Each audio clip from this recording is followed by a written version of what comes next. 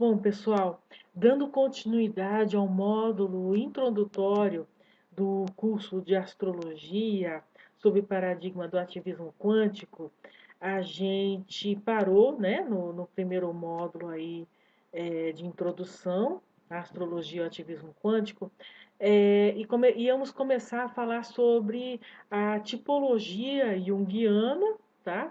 E os elementos da natureza, tá? No livro Fundamentos da Psicologia Analítica, o Jung ele fez uma separação, né, dessas de acordo, né, com as observações e, obviamente, com o estudo dele de alquimia e também de astrologia, ele percebeu que nós somos, nosso ego, né, nossa manifestação, ela é formada por essa tipologia aí, né? Cada uma desses tipos, cada um desses temperamentos está correlacionado ao elemento da natureza.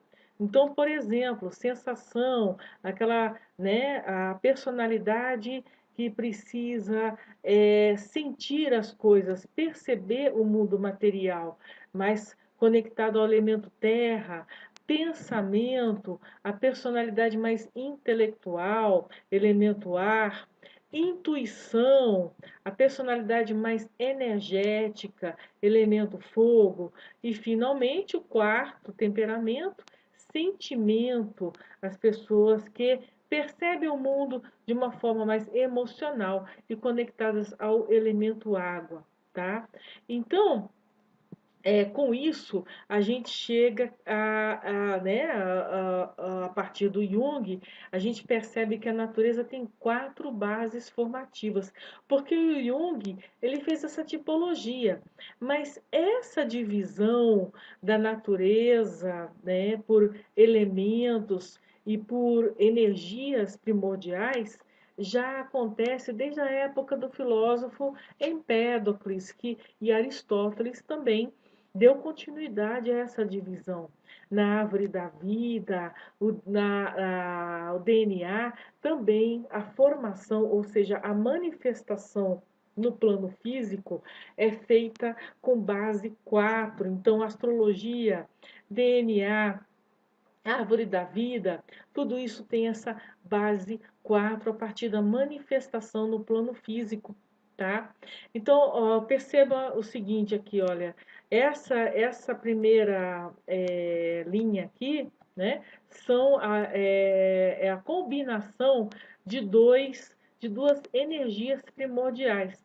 Aqui, por exemplo, quente e seco se forma o fogo, quente e úmido, elemento ar, frio e úmido, a água, né, o elemento mais receptivo, mais ânimos, aliás, desculpa, ânima, né, da natureza, assim como frio e seco forma-se a terra. E aqui são os estados da matéria: radiante, estado gasoso, estado líquido e o estado sólido, tá? E desenvolvendo mais aqui, a partir das energias, do elemento, o estado da matéria, as características. Então, qual é a característica do elemento fogo?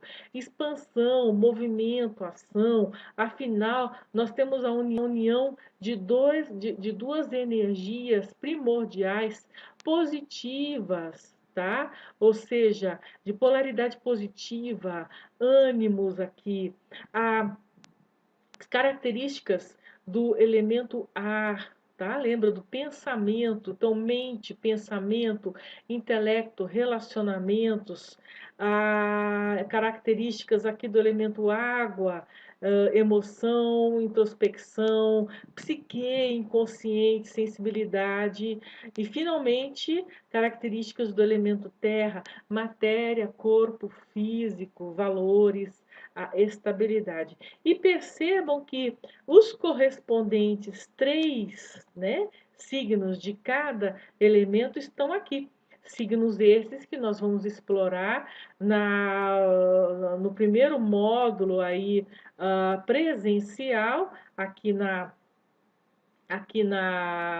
no Templo de Minerva, tá? No dia 28 de outubro. Então, aí a gente vai explorar mais essas noções aqui sobre os signos. Aqui já para vocês entenderem da onde que vem esses arquétipos que a gente chama de signo. Exatamente isso, a união de energias primordiais, certo? Que forma um elemento ou um temperamento junguiano. Ok? Bom, além dessa questão dos elementos, né?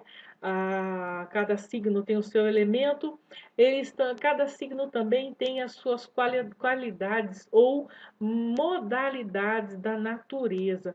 O que, que é isso? Tá? Cardinal, fixo, mutável. Então, cada signo né, ele tem o seu correspondente elemento e a sua qualidade ou modalidade. O que, que são essas modalidades aí, essas qualidades? É o seguinte: vocês sabem que a cada começo de estação de ano, né? Por exemplo, verão ou inverno, dependendo do hemisfério, a gente tem o solstício de inverno ou solstício de verão, equinócio de primavera ou equinócio de outono. Então, vocês percebam aqui que a cada solstício ou a cada equinócio começam-se os signos cardinais, ou seja, Áries, Libra, Capricórnio e Câncer. O Sol entra em um desses signos. Isso simboliza a entrada no signo cardinal, a entrada no signo responsável pelo começo de uma estação do ano.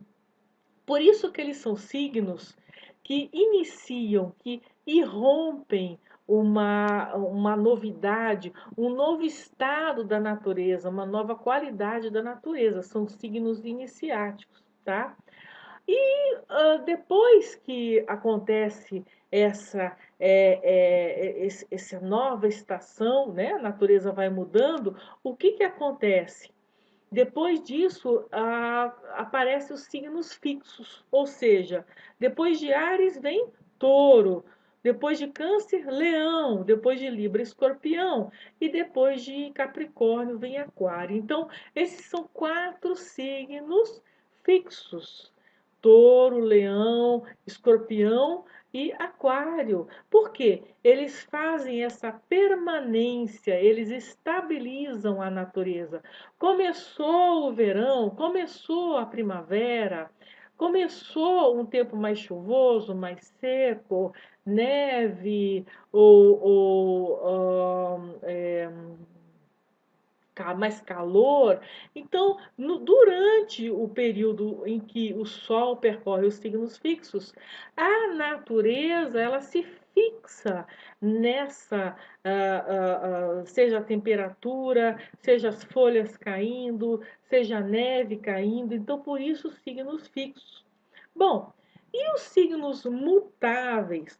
Depois dos fixos, vem os signos mutáveis. Os signos mutáveis, eles fazem a transição, a adaptação da natureza entre uma estação e outra, certo? Então, a natureza se fixa em Touro, signo mutável, seguinte, Gêmeos. A natureza se fixa em Leão, signo mutável seguinte, Virgem. A natureza se fixa em Escorpião, signo mutável seguinte, Sagitário. A natureza se fixa em Aquário, signo mutável seguinte, Peixes. Então, nesses 4 signos que eu falei, a natureza ela faz essa transição. Então, por isso esses signos são mutáveis, são de adaptação, tá? Então, essas características, seja de elementos, né? A combinação de elementos com Com a modalidade ou qualidade, a gente vai ver nesse módulo signo, porque isso que a gente acabou de falar é especial para compreendermos todas as características arquetípicas de cada signo, certo? Muito bem. Então a gente, né, vimos aí um resumão, né, que na verdade a eclíptica aqui, então, ela seria mais, né, uma espécie de redoma, né, como se fossem chakras ou como se fossem um corpo astral, um corpo energético ao redor envolvendo o nosso sistema solar, certo? Afinal de contas, a gente percebe aqui que conforme vão sendo descobertos planetas, né? Que a gente for falar no módulo de planeta, de falar de Plutão, a gente percebe que essa distância, né, angular da eclíptica, ela vai aumentando. Ou seja, na verdade, se a gente perceber que os signos eles não têm nada a ver com as constelações respectivas, na verdade, essas constelações nada mais são que referenciais para os astrólogos antigos entenderem qual é a localização, né? Qual é a localização daquele chakra universal. Só que a gente viu no módulo anterior, no módulo introdutório, que a precessão dos equinócios colocou isso, desmistificou isso, certo? Então, não existe essa correlação entre constelações e signos. Signos, repetindo, signos não são constelações, signos são chakras envolvendo o nosso sistema solar. Ok? Muito bem. Então, isso aqui, né? É o objeto do nosso estudo, do nosso trabalho, a interpretação do mapa astrológico, né? Como ele funciona, o porquê do ascendente, o que é ascendente, né? O ascendente é aquela, né? A linha do horizonte ao leste, né? Traçar uma linha imaginária para o leste, você vai descobrir o signo ascendente daquele momento. É óbvio que é necessário saber o horário. Percebam que o mapa astrológico é uma espécie de relógio também, né, para o entendimento do momento especial do nascimento de cada indivíduo, certo? Então, aqui, né, voltando aqui ao mapa astrológico do começo aí do nosso primeiro módulo, agora em 28 de outubro, certo?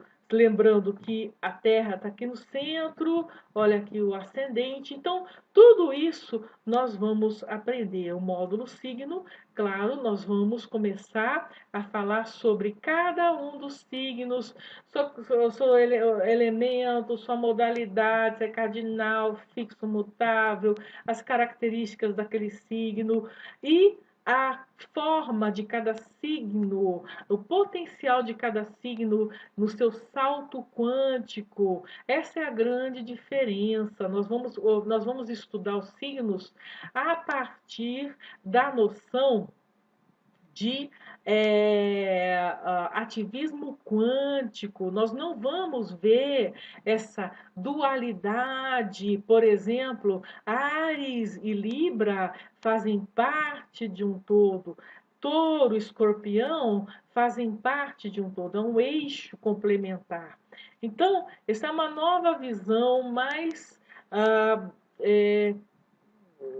monista, vamos dizer assim, da astrologia, mais quântica, resgatando os seus valores herméticos, sem as noções de bom ou ruim, sem lendas, preconceitos.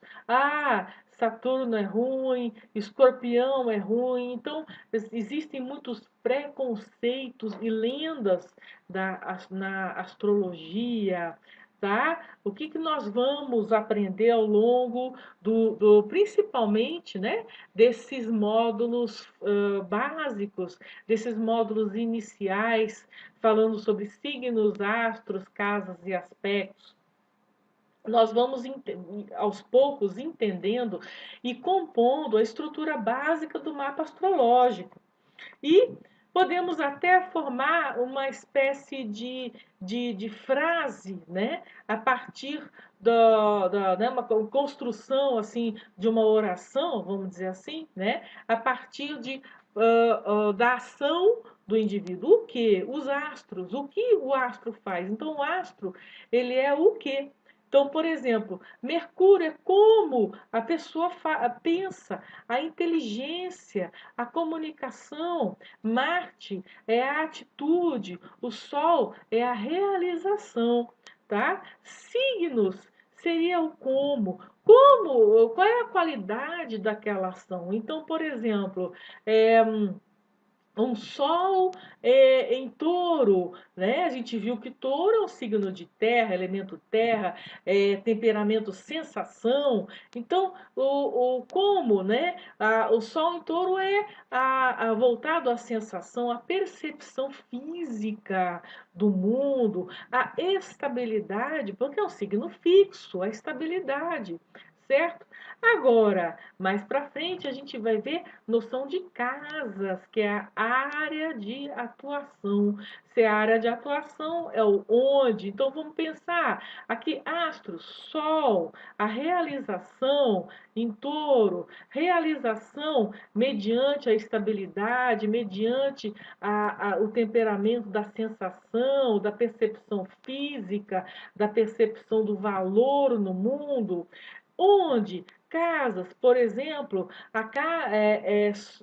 casa 9, que tipo de área de atuação é a casa 9? É a filosofia de vida, o senso de justiça. Então, o Sol, realização, em touro, estável, uma realização estável, a partir de valores, a partir da sensação física das coisas, onde? Na filosofia de vida, no senso de justiça. Então, é aquela pessoa que precisa perceber as questões de justiça, as questões de filosofia de vida, de processo de consciência, de expansão de consciência a partir do mundo físico, do mundo real, do mundo material. E, finalmente, quando nós vemos aspectos, é a interação, ou seja, esses ângulos aqui, nessas linhas azuis e verdes, dentre outras que não aparecem aqui, certo? Como a conjunção. Então, são os aspectos, né? Os aspectos que fazem essa comunicação ou interação das energias de dois ou mais, né? Dependendo dos astros aí envolvidos. Então, é isso. Finalizo aí esses dois módulos introdutórios para preparar vocês aí, que vem aí no futuro, nesses cursos presenciais, dia 28 de outubro e dia 25 de novembro. Não esqueçam de se inscrever através ou do site, lá onde tem contato, ou aqui, né? Vocês já têm o contato direto aí no meu WhatsApp. Muito obrigada e vejo vocês aí no dia 28. Grande abraço.